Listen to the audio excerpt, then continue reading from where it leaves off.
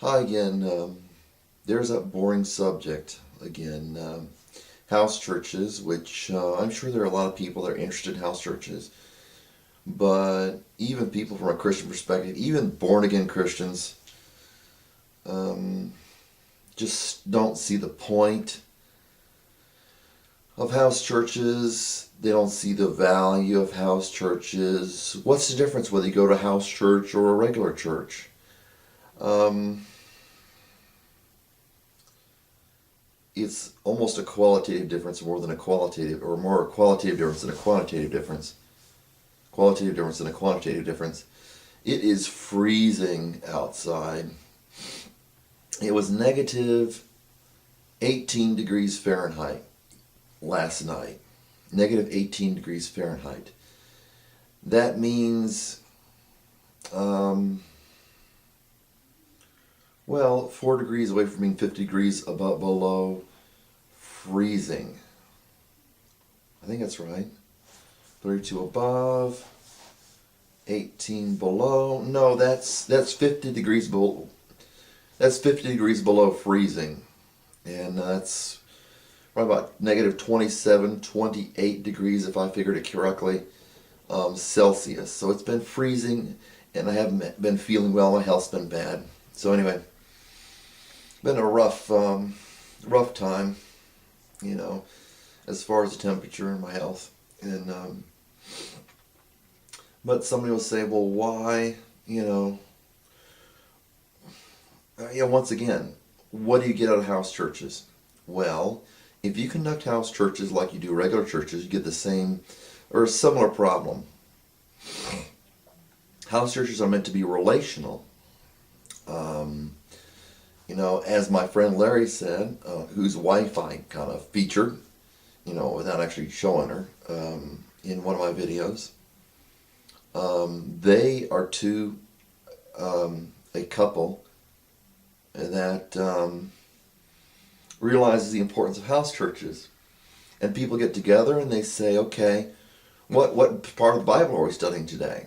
Well, the proper answer is none. We're not studying the Bible today, a certain part of the Bible. Well, then why are we getting together? If you need instruction, that is not the main point of house churches. Okay, well, what's the sermon? There is no sermon in a properly run house church, just as there was no sermon in a properly run New Testament church.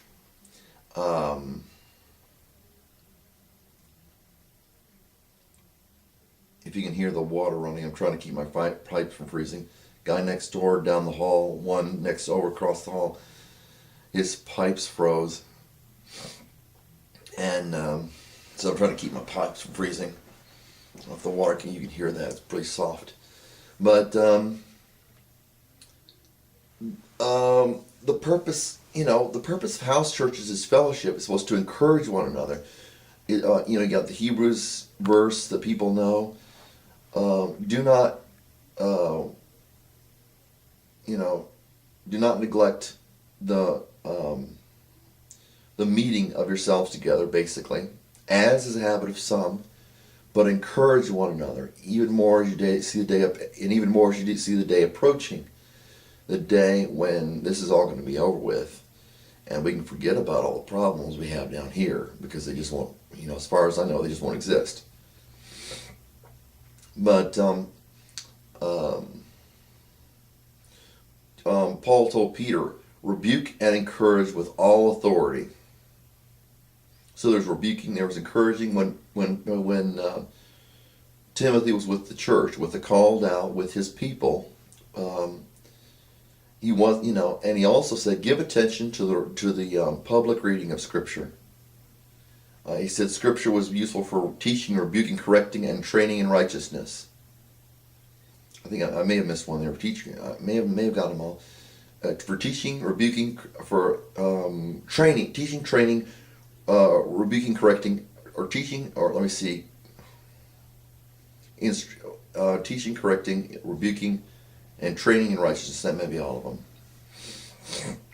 But you're supposed to give attention to in a church which you can't do in regular church because you're supposed to sit down, shut up, and the atmosphere is going to bring in outsiders who are outside the church, and that's going to dominate since the church is a minority, as Jesus said. Narrow is the gate that leads to heaven, okay? So there's some backing up for that. Whether you buy into that or not, investigate yourself. But if it's supposed to be a family. Families just don't sit down and shut up together. They talk together. Think about you and your brother or your sister or your parents, unless you're an orphan or something, arguing or talking, discussing things. Where was the church family? Where was the church kind of leadership? Okay, where the father got up and gave a sermon. The father might teach the kids, but that's the family is the model for house churches, because a house church is the call out of God to be a family. Jesus said, I believe Jesus said, you are all brothers, that he was your brother. We have one Father, and he is in heaven. For the Matthew, 5 through 7 section, where the Sermon on the Mount.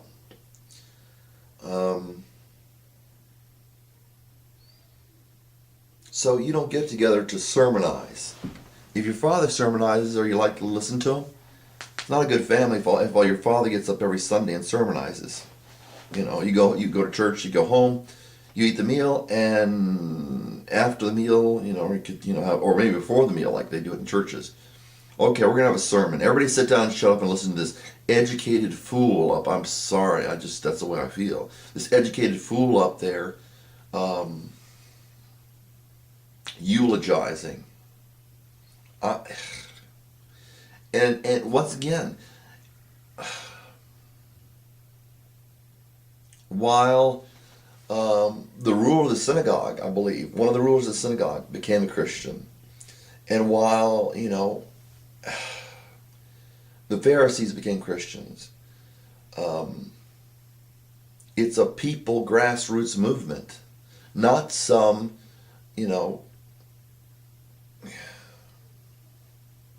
colonnade, not some colonnade with this church and this steeple and all that stuff, and you got the columns in churches, and it's a beautiful carpet and all that stuff, and you drink a little bit of juice and eat a little crack. That's not even how the church celebrated the communion. That's not how Jesus celebrated communion. And of course, it's based, the Lord's, quote unquote, Lord's Supper is based off of the Passover. And Jesus gave new meaning to the Passover. God said, okay, this is what you'll have in the Passover. You'll have the lamb, the Passover lamb. You take the lamb, you'll spread the blood. You'll eat the lamb. You'll roast it. All this stuff with bitter herbs and all this stuff. And so they naturally drank wine. So then Jesus said, okay. I guess there was bread with it, and then Jesus said, this is my body and stuff like that. He gave meaning to the ritual. A good way to see the Old Testament and the New Testament is, the Old Testament is kind of more ritualized. The New Testament explains the ritual. But if you don't understand the ritual, you don't understand the explanation. If you don't understand the explanation, therefore you don't understand the ritual. But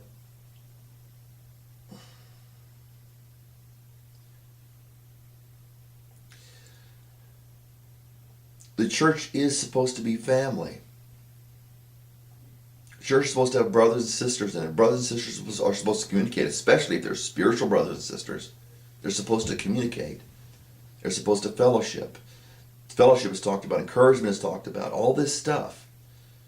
So the sermon model is wrong. But what keeps you in line is not the sermon.